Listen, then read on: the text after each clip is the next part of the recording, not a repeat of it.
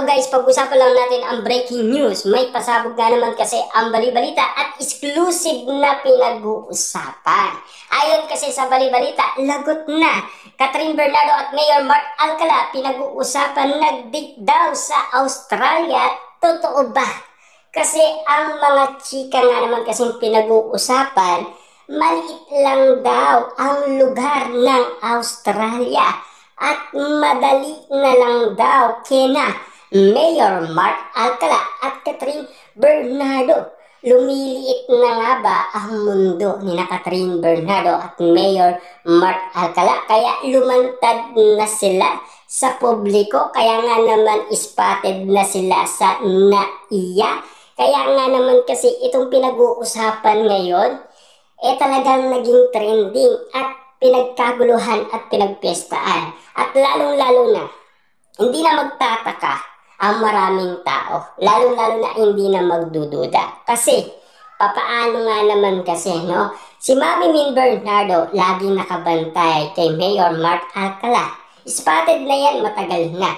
Pero, ang hindi umano lumilinaw sa balita, yung walang resibo, di ba? Pinag-uusapan, di ba? 2 beses na spotted sa BGC si Catherine Bernardo at Mayor Mark Alcala.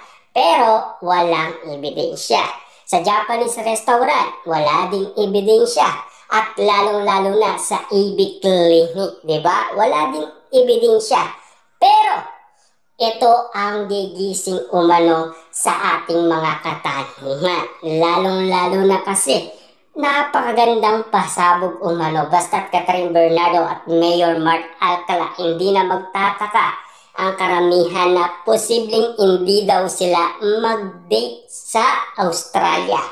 Siyempre si Catherine Bernardo kasi spotted sa Melbourne. Kasama niya ang matalik niyang kaibigan. At lalong-lalo na, last February 2024, spotted pa doon si Catherine Bernardo last year. Diba? Nanood umano siya ng concert ni Taylor Swift. Diba?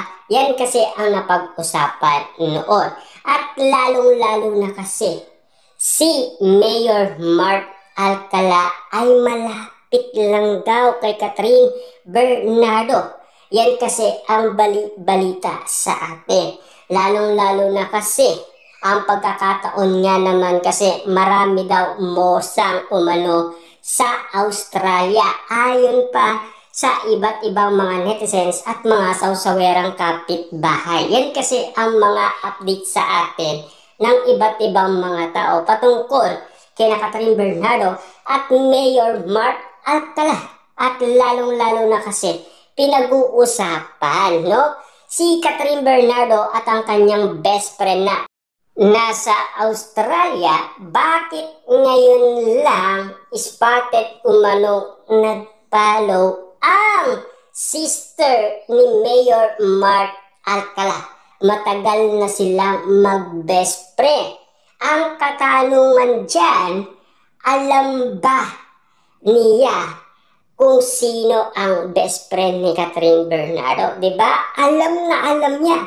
Kaya nga naman kasi nag-follow back din ang nasabing best friend ni Catherine Bernardo na alam naman natin ngayon lang sila nagkita. Diba stranger yun, tawag doon? Lalong-lalo na hindi mo kakilala yung isang tao. Diba? Hindi ba tayo magugulat doon at magtataka? Bakit sa tagal-tagal ni Catherine Bernardo na naging kaibigan ang nasa Australia, ngayon lang nag-follow itong sister ni Mayor Mark Alcala?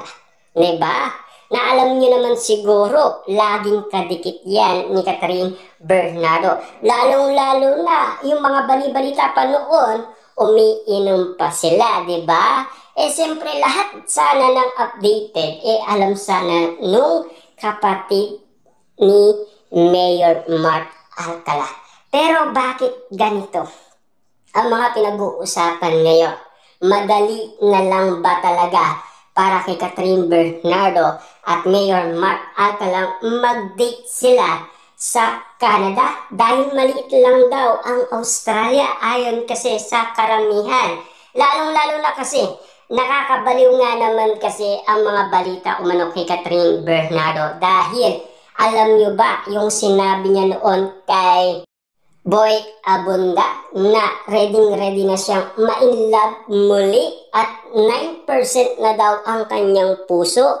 Ang katanungan, si Mayor Mark Alcala pala ang tinutukoy ni Catherine Bernardo at hindi si Alden Richard. Lalong-lalo na kasi yung kumain umano si Catherine Bernardo ng ubas noong New Year para nga naman kasi sa darating na 2025 ay maging okay daw ang kanyang love life.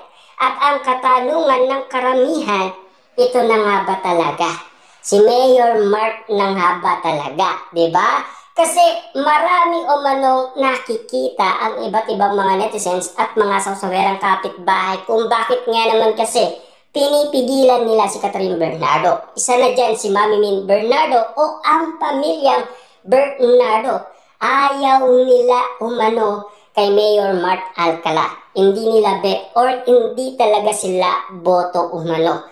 Kasi marami silang naririnig umanong kumakalat sa social media tulad na lang ng pagiging sabongero daw ni Mayor Mark Alcala at lalo-lalo na ang pagiging red flag niya at lalong-lalo na kasi lahat ng mga pinag-uusapan ngayon sa social media talagang lumiliit na ang mundo ni Catherine Bernardo at Mayor Mark Alcala. Lalong-lalo na kasi lantaran na bistado na uling-uli na sila sa akto at lalong-lalo na kasi lahat ng mga pangyayari nalalaman ng iba't ibang tao. Kaya wala silang maitatago. Kaya deadma lang sila, ayaw nilang magsalita. Kaya nga naman kasi tahimik lang sila. Kaya kita nyo naman, pinag-uusapan pa rin hanggang ngayon. At ito pa umano ang kinagulat ng karamihan. Bakit parehas silang naka-black umano at lalong-lalo na naka-face mask pa at same na kulay black. At ayon pa umano sa mga netizens, si Mayor Mark Alcala hindi mahilig mag-face mask yan. Ayon kasi sa karamihan. At lalong-lalo na pinagsabihan siya ng iba't ibang mga tao na hindi ka naman celebrity para mag-face mask. Yan kasi ang sinasabi ng iba.